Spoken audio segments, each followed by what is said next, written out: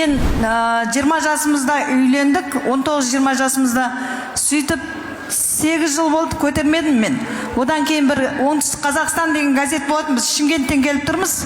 Сонда 18 жыл бір келіншек көтермеген, осы кісіден көтеріп, олды болды деген сол газетті оқыды да бір кісі осы кісіге алып кеп берейік деп атамыз алып келді. Сөйтіп біз келдім да мен айттым, неге 18 жыл көтермеген келіншек көтергенде мен кеше ғана 8 жыл ғой көтермегеніме дедім да, мен көтерем осы апайға барсам деген ниет болды. Келдім, бір аптаның ішінде маған айтты, апай мен шын ниетімен келіп тұрмын, сізге көтерем ба негізі деп. Жаным ау, көтересің сен. Болды, осы бір-ақ айдың ішінде көтересің деді, қайта бер деді. Сосын елге бардым, ауылды жерде тұрамыз, жаңағы жиған тергенімізді бір перзент деп жинап теріп, келесі жолы бір сиырымыз бар еді, енді ауылды жерде тұрамыз, сиырды сатып келем ғой.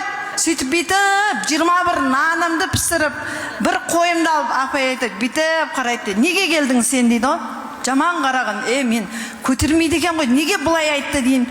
Неге келдің сен деп, мен түрме қарап бұлай айтады да.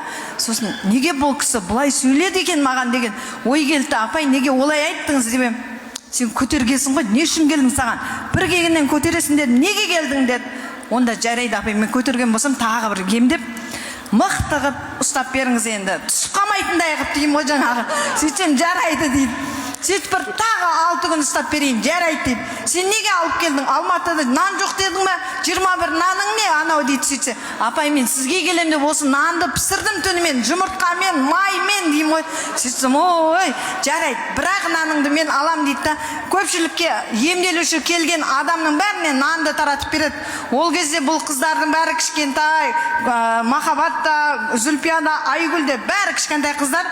Ол кезде апайдың қасында бір кісі болады, Назгүл апай деген. 27 жыл бұрын, Құдайға шүкір, қазір менің қызым, менің қызды болды, апай атын кім қоясыз дегенде, Махаббат қоямын деді. Бұлардың махаббаттары берік, осындай қыз келді, Махаббат болсын. Менің қызымның аты да Махаббат болсын дейді.